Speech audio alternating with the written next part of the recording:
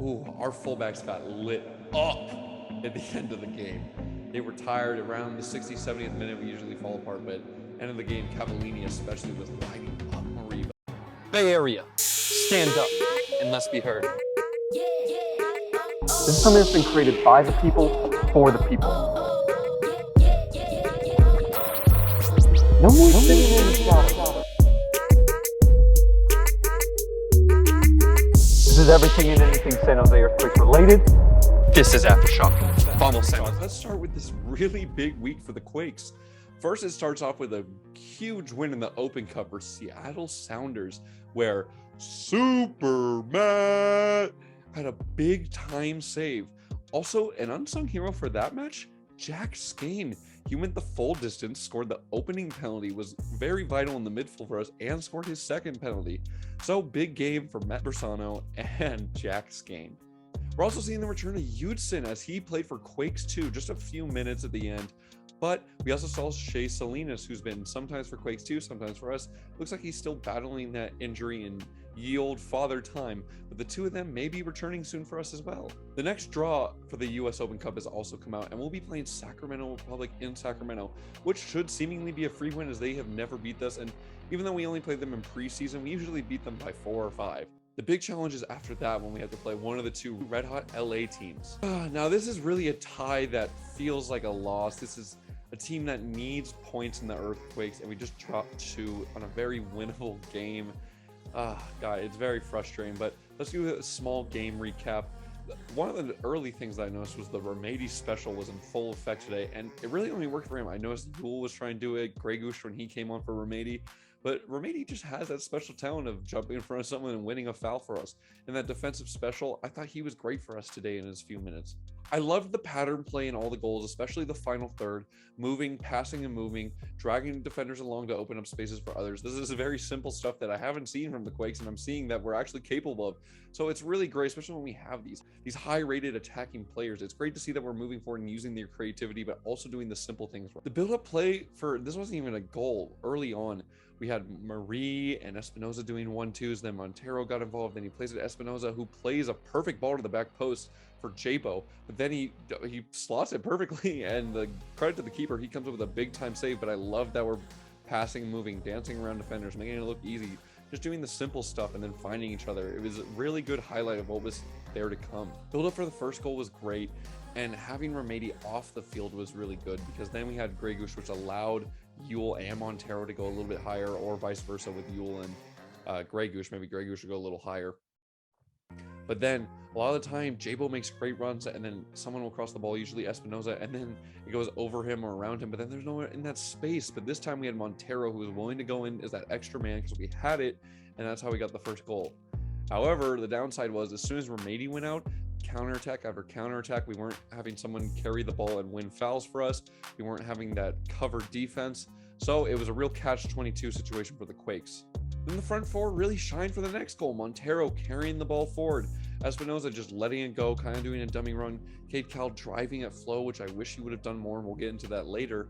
And then Jabo with the most beautiful touch of the year to tap it in. I mean, like redirected to the far post. That was absolutely beautiful, and I want to see more of that direct play and going at defenders. Yes, JT got beat at the near post, but the shot was 8 yards out. And you know what? He came over 2 big time saves, I think around the 51st and the 61st minute. So it's really hard to blame JT for any of the goals we conceded. It was a really great game from him again. He's showing up big time, and so is Matt Barsano. So it's really hard to argue one should be here over the other. Ooh, our fullbacks got lit up at the end of the game. They were tired around the 60th, 70th minute. We usually fall apart, but end of the game, Cavallini especially was lighting up Marie. But I thought they had a good game at the beginning, but yeah, we need to figure out what happens around the 60th to 70th minute and how we can improve upon it. Center backs did well. I think they did well. I think they had good moments. I think on the first goal, it was probably, I don't want to say mostly their fault, but they should have stepped. I think Cavallini was a handful, and Calvo got exposed a few times, but I thought he dealt with it well enough. Nathan had a very strong start.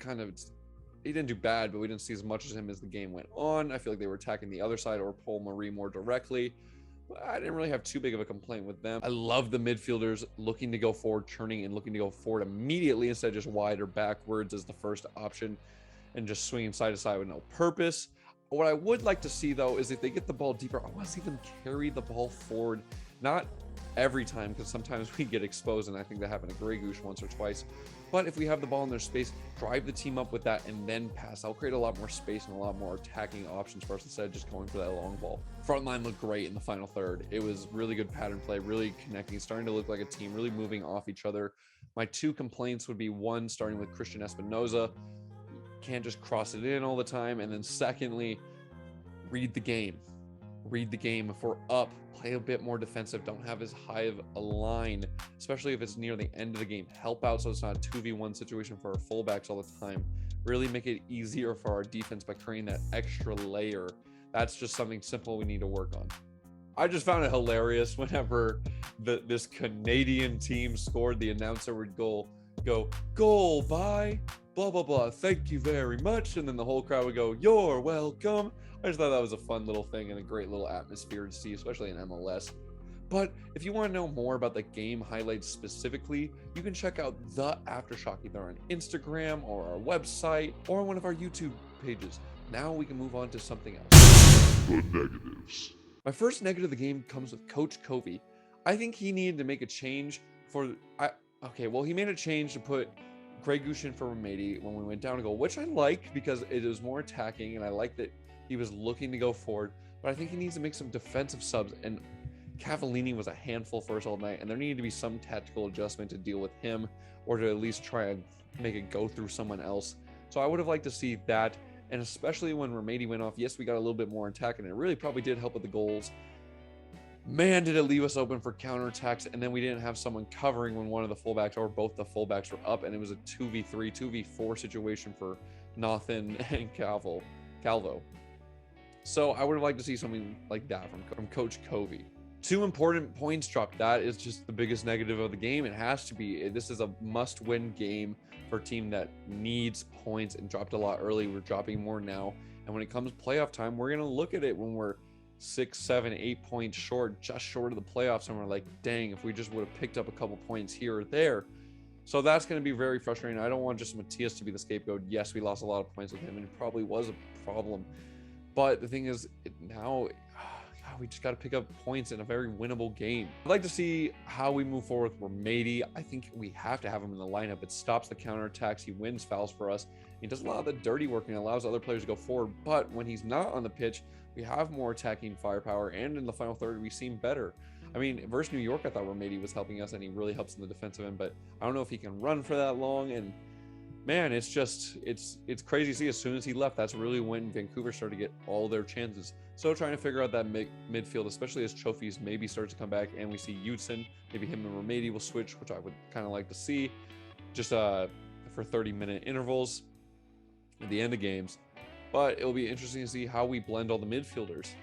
My next negative is Christian Espinoza. Can he do something other than cross it? Can he be creative? Can he go at people one-on-one?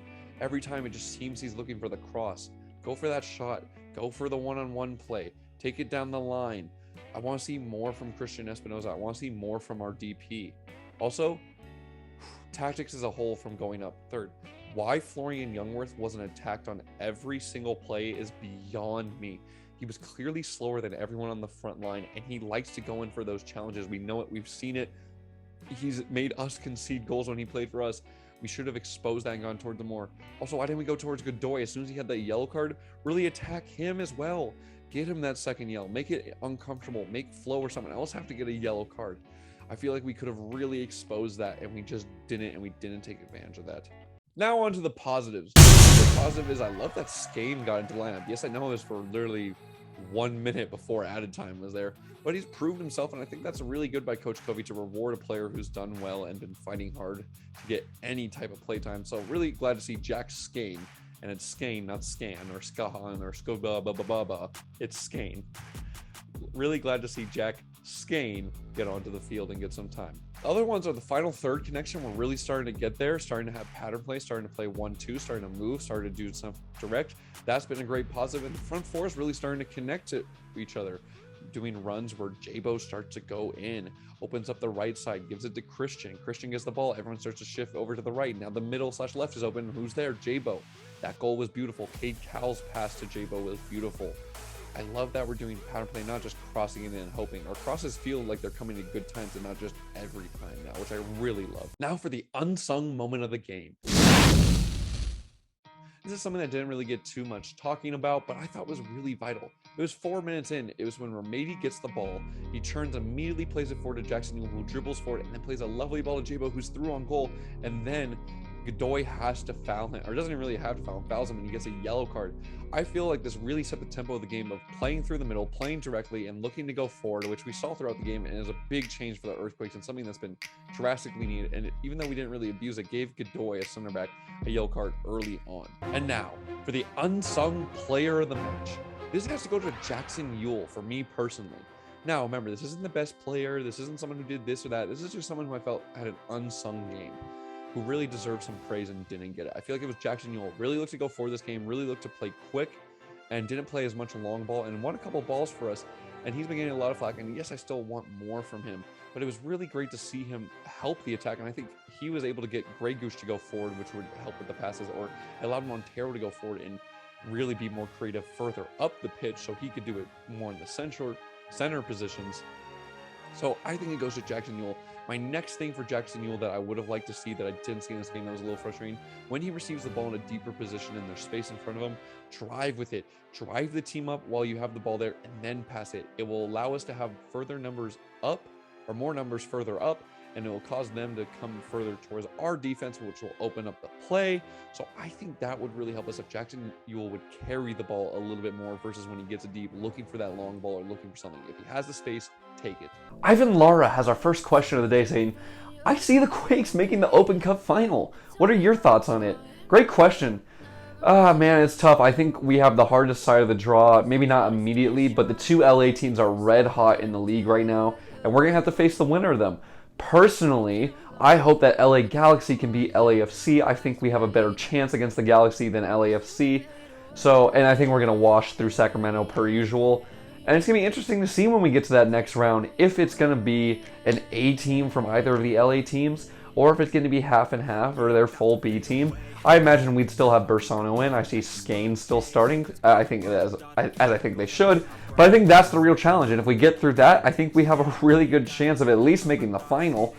RC Gonzalez 89, aka Nico, what's up Nico, asks, wants to have my take on what we need to fix to have our defense be better. Some people are saying put Bersano in instead of JT. Meanwhile, he thinks it's that line in front of JT. I'd have to agree with you. I think JT's been great. I think Matt's been great as well. But I don't think one is significantly better than the other. I think JT has earned his spot, at least through training. I think he's kept it. I think Bersano showed in the Open Cup he's deserved some games. But I think the real problem is mostly the team as a whole, as we've noticed around the 60th, 70th minute. I'm not counting the Seattle game because that was Calvo's first game in charge, Coach Covey, and he only had 2 days to work with them. But after that, most of our goals have been conceded 54, I think it's 54, 57, and then everything else is 60th minute on. So it's just a lack of focus, and it's really hard to concentrate in that really defensive scheme and really just moving around, and we lose that focus around 60 or 7. I think Paul Marie is really improved. First 20 minutes of the game, he's great. After that, he's just good, and around 60 or 70, he gets tired. Bring on the sub, and then I think Marcos Lopez is prone to having a mistake here or there. Nothing goes in a little reckless. I think we just lose laps in 60 to 70th minute. So I think it's the line in front of them, and to improve, I think we just need to play more together, look at the film, and be, I just say smarter, but just practice working on it. Or we have to bring someone in, but I don't think that will help. I think just keep having this back line, get repetition after repetition after repetition, and I think it will really help. I have Velasquez with our final, note. One, to show how Liverpool and Man City have conceded less goals than us already after their entire season. I think it's a bit different of a situation. I get they're playing higher competition, but they are also probably the two best teams in the world right now. So, but it is a very funny stat.